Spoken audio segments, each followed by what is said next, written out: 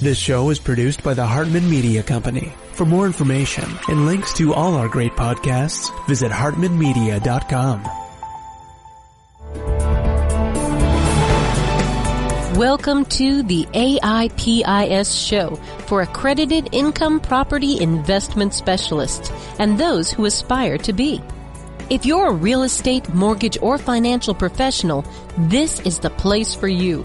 We'll explore innovative investment analysis, sales, marketing, and income-generating strategies for the most historically proven wealth creator, income property. Learn from the experts as they show you how to build a better business and a better life.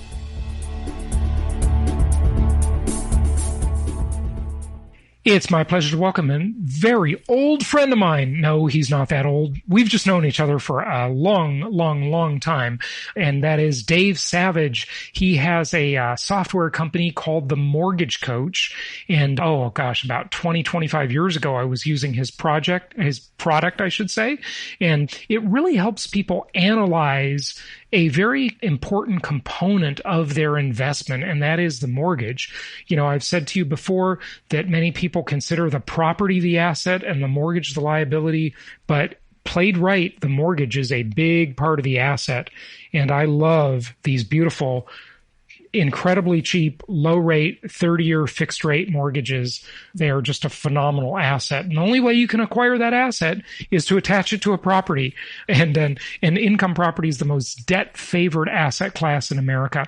So we're going to talk today about a couple of things. And if you're watching on our YouTube channel on video, we'll show some slides for you and some visual examples. If you're just listening to the audio, we're going to explain those to you so they can come alive. But if you want to refer later to the video, you can find it on my YouTube channel. And let's go ahead and dive in. Dave Savage, welcome. How are you? Hey, I'm great. Thanks for having me on your show. I'm looking forward to it. It's good to have you. And you're coming to us from Oregon. Is that correct? I am. I'm coming to you live out of Lake Oswego, Oregon, just outside of Portland. Fantastic. Well, we're looking at a quote from Simon Sinek, and I love his video, his TED Talk, Start With Why, and his book with the same title. Tell us a little bit about that. Well, it's something I've been kicking off a lot of the keynotes that I do and a lot of the presentations. And I just think this quote is just so on point. You know, it doesn't matter how much we know. What matters is how clearly others understand what we know. And when I founded Mortgage Coach over 20 years ago, that was what my why. It was, I believe that if I could communicate mortgage strategies to families more clearly and more comprehensively, it would be a competitive advantage. So I think that's never been more true. And it's just a quote that I like to kick off a lot of messages with right now. Yeah. What do you want to start with? Do you want to start with a refi analysis? Well, before we jump on the refi, let's cover some of the fundamentals. Sure. And the essentials. Now, I realize the audience I'm speaking to are a lot of mostly real estate investors and buying to hold. But whether you're a real estate investor buying to hold, you're also probably own your personal residence. And sometimes you're not holding, you're selling. And these are the four essentials we believe at Mortgage Coach that every family should make when getting into mortgage debt. And part of the Mortgage Coach why is to help families go beyond buying debt, monthly payment, cash to close, interest rate. Those are the three data points that most people consider and compare, and go beyond that. And so, essential number one is every time a family buys a home, they should be very intentional and strategic about, hey, do I have cash reserves? And I do think this is going to be very different going forward now that we've been through, 6, 8+ weeks of quarantine. People are going to be thoughtful about, I need to have the cash reserves to not only weather the storm, but for the opportunity. I think you're going to see a lot of families, given all the equity they have in personal residence, where they're going to sell that home, take some chips off the table, buy another home, and build wealth with real estate faster. So essential number one, we teach mortgage professionals go beyond qualifying and cover that. Number two, and I think this is true whether you're buying a single family residence for your home or whether you're a long-term investor, always compare your other options over time. So if you're buying to hold for at least 7 years or 10 years, it's not only important to look at the monthly payment and what it costs you to get the debt, look at what's the cost of that debt over 5 years, 10 years, 20 years. Jason, anything you want to ask or add to those things before I cover the other two? These are good fundamentals. We always say for every property you purchase, you should have at least 4% in cash reserves. So if you buy 10 $100,000 rental properties, you should have 4% of the value of that portfolio, $40,000 in cash reserves for vacancies, unexpected repairs, etc. And definitely consumer debt is a complete ripoff, looking at your step number 3 here.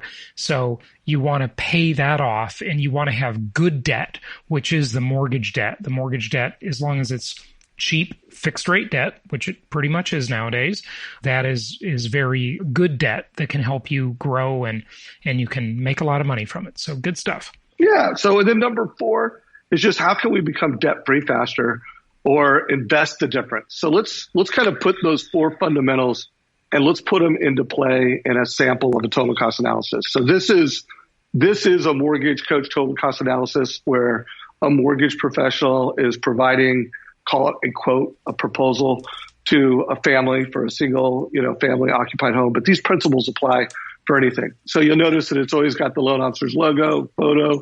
He can stream a video through that. But let's look at these principles in play. So if you look at this particular strategy, he's saying, hey, here's your current loan. Here is, actually, I pulled up a seller buy down. I did not do the... Well, I do want to talk to you about that buy down analysis, because a lot of our investors, when they're purchasing, we recommend a buy down a lot of times. It's not a bad deal at all. It usually has a payoff horizon of around 3 years. And for a buy and hold investor, that can be great. There's no doubt. So, and I'll cover that in just a second. So let's take a look at this refi strategy. By the way, the loan officer that you see here, his name is Jeremy, out of Petaluma, California. He's the kind of loan officer that does about 300 loans a year. And as you can see, there's a current loan. There's a 30-year fixed rate refi. And then you'll look, the loan officer is saying, hey, what if we took that $265 a monthly savings and prepaid the mortgage? You could pay off that house in 25 years. So again, just practicing those principles of always showing strategies or always considering a strategy to accelerate debt reduction, and then showing it over different windows of time, going beyond just the monthly difference between the different strategies, show the different strategies over different time periods. Right. So that's just an example. Okay. Yeah, a lot of our investors, they love that debt. They want to keep it. They don't want to pay it off. It's such cheap debt. So you understand the game, how that works. But one question they always face is, should they refinance the property? And Dave, you can speak to this better than I can, and you can show awesome graphs and charts and really help people understand the numbers specifically through your software. But one of the things I think a lot of people miss when they do a refi analysis, they look at the instant gratification of, okay, well, I'm 7 years into this loan, and if I refinance it now, I'm going to lower my payment and save every month, and that's fantastic. But they sort of forget that they're adding 7 years to the loan, which is okay, again, because, we like that debt. But they're also re-amortizing the loan. So they do lose what we call the big boring idea, which is, and we titled it ROA, return on amortization. Right. Just made that one up. And so you do get a little bit of return out of that. And I'm not saying, I think the refi is almost always a good deal, certainly in this market. But like you help people do, they just need to be aware of the overall financial consequences of that, right? Well, the thing that we talk about when we teach loan officers to become what we call black belt in mortgage advice is looking to repay and accelerate debt reduction. Call that the most conservative option. You could also take that savings and apply it into a savings account, an interest-bearing savings account, and let's evaluate that. And then, of course, you can also take that savings, sometimes a cash out refi, and buy another piece of real estate. And you could do multiple, what we call total cost analysis, showing, hey, all we're proposing, like when you look at these 3 steps, the 4th one is analyze strategies to build wealth with real estate faster. Mm-hmm. Could be debt reduction, could be invest the difference, and it could be some type of an investment strategy. And then, of course, to your point, every time you look at that debt, you should absolutely know what path are you on to prepaying the mortgage? Like, let's say this was a consumer that had 25 years left. You might want to make sure that this program right here was a 25-year mortgage.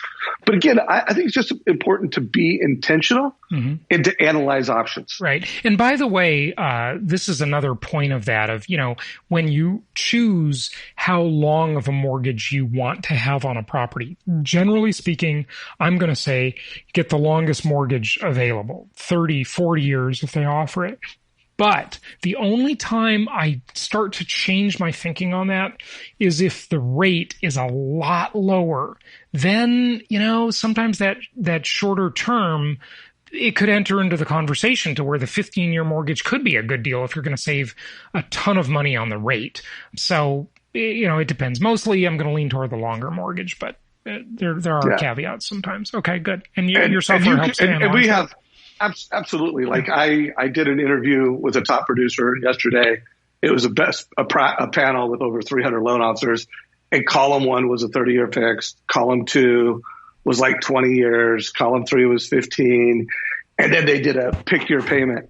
And so I would just say, look at options and look at different terms, and then look at the cost savings over strategic periods of time. Like, and if you're a long-term thinker, maybe the short term is 7 or 10 years. Sure. Yeah. Okay. Do you want to look at that refi analysis? I want to really look at an example like, does it make sense to refi or not, given an analysis? Okay. Well, in this particular case, so current situation, monthly savings was $265. If it was reinvested and they kept making the same payment, it would be 52 or 25.9 years. You look at difference in payment, the refi and not continuing to make the same payment saved you the most money. But then when you looked at it over 360 months, it was a $125,000 savings. So long-term perspective, doing the refi and making the same payment. Right. And then if you look at over 15 years, you can see different windows. And again, at Mortgage Coach, you could click down into the options and see, okay, at 15 years, what would be the loan balance? One thing they didn't do in this is he could have shown, well, I think he did. He's showing appreciation in real estate. That's another thing. Always put your assumptions, like you can see right here, that it's the value is $900,000, and based off of the appreciation rate that he put, which was 4%, you can see it right here, based off of a 4% appreciation rate, he's going to have a home value of $1.6 million. And you can just look at all those variables. Right. So, and of course, the listeners and viewers need to understand either of those numbers will be attacked by inflation. So the appreciation is usually offset by inflation. It just hedges it pretty much. That's historically. But also that savings over the course of the 30 years is also reduced by inflation. So the savings is not in constant dollars, or it is in constant dollars, not real dollars, I should say. And so just understand that in the analysis. Okay, go ahead. So the answer on this one, does it give a clear answer, Dave, of you should or shouldn't refi? Yeah. You should absolutely refi. You're looking at a saving in term $100,000 over the life of the potential life of loan. And at a minimum, you're talking about an extra $250 and $265 in cash flow. So yeah, I would say that it makes sense to refi. Let's look at a buy down now. All right. Okay. And let me explain buy downs to people just in case not everybody knows. So understand that when you pay points on a loan, you'll pay an interest rate, and then a point is 1% of the loan amount. And when you pay points, all points is prepaid interest. That's what a point is. So you can pay interest in advance, or you can pay it monthly. And I've had a couple mortgage businesses over the years, and as Dave well knows, but maybe the audience doesn't, they have what they call the par rate, which means if you're paying 0 points, this is your interest rate. It might be, for example, 5%, just as an example. Not quoting any of today's rates, I'm just giving you an example. But if you pay 2 points, that might buy that rate down. It's a buy down to 4.5%, just as an example. And if you pay 4 points, maybe you can buy it down to 4%. But if you pay no points, it's going to be 5%.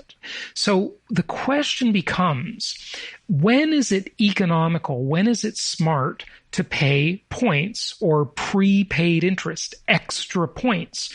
Because what you do when you pay those extra points, that extra prepaid interest, is you buy down the interest rate on that mortgage. So here is an analysis of it. This is a $500,000 property, and it's a $400,000 loan amount. And let me jump in here because sure. To do a pure points analysis, typically when acquiring a piece of real estate or refinancing real estate, you would, just like you said, look at paying the points and when do you break even on those. Now, this is a little more of a creative use of that strategy. Mm-hmm. In this particular use case that I'm showing you, you had a loan officer trying to help a realtor sell a home that, let's just say, had been on the market to the point where they were considering a price reduction. Right. And so what this loan officer was showing this realtor and this seller of a home is that, hey, here's your house right now. And I know you're thinking about, hey, we need to reduce the price to sell it. It's not selling. And what he is going to present to the seller of the property is, you know what? Instead of lowering that price would lower the payment by $220. What if we did a permanent buy down? And so for literally a fraction of that, you could buy down the rate, get the same payment as the $50,000 price reduction with a much smaller investment. And so that's what they're showing here, is that they're buying the rate down. My guess is it looks like about 2 points. It's a 2-point buy down. And that 2-point buy down, so let's just say it'll cost you $8,000 in this example because it's 2% of the loan amount. Exactly. And you're going to get the same rate.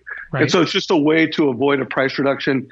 And now the seller is going to net an extra, $30,000, $40,000. Right. And the buyer is going to get the same payment or better. And they're going to get the tax reduction, the tax benefits of those points buy down. So it's just a win-win. So here's the thing. Almost everybody buys a house on a payment, not a price. Unfortunately, though, the way our systems work, whether it be Zillow or the MLS or whatever platform someone is shopping on, they're shopping by price. So sadly, that is the way it works. Now, you have to, if you get the chance to show something to a buyer or a seller, then yes, you can go through this. And that's why the software is a fantastic tool, because it helps you analyze this stuff and it really helps people understand it on either side of the equation. So in this example, the seller could essentially give an allowance of $8,000, whereas they might have to lower the listing price in that market to attract a buyer by $15,000. So that's where the buy down can become economical for the seller. But it's also economical for the buyer because as long-term buy and hold investors, you usually have about a 3-year, give or take, horizon on where a buy down really starts to make sense. And almost everybody listening, Dave, is going to own their properties for much longer than 3 years. So it would make sense to do the prepaid interest and to pay the extra points to get the lower rate. Exactly. Here's another example of the number one producer in Bozeman, Montana, number one loan officer. And she, packaged this for a listing agent to help sell that home and is using the buy down as a strategy to help sell the home and avoid the price reduction. So what do you want people to know about this? Drill down and talk some numbers. Well, here. I want people to know that whenever you finance a home, and part of the mortgage coach mission is to go beyond monthly payments and look at the cost of different strategies over time and always be strategic. So I'm talking to investors, and I think too many people get in deck and they do not look at the scenarios and they do not forecast different debt strategies over different periods of time. And they do not run different scenarios to accelerate their wealth with real estate. So that's hopefully the takeaway is go beyond the rate sheet. If your loan officer just gives you a fee worksheet and says, hey, here's your payment, cash to close, and your interest rate, that's not enough. Go, hey, we need to model this out over some time. Right. That's what I want. Yeah. And that is a good message. I love it. Dave, where can they find you? So Dave Savage, pretty much on any social media, LinkedIn, Facebook, Instagram. And for anybody that is a mortgage professional listening to this, we have a Facebook group called Mortgage Coach Productivity Mastermind. And we've got a YouTube channel. Just put in Mortgage Coach. Sounds good. Dave Savage, thanks so much for joining us. Thanks for having me on.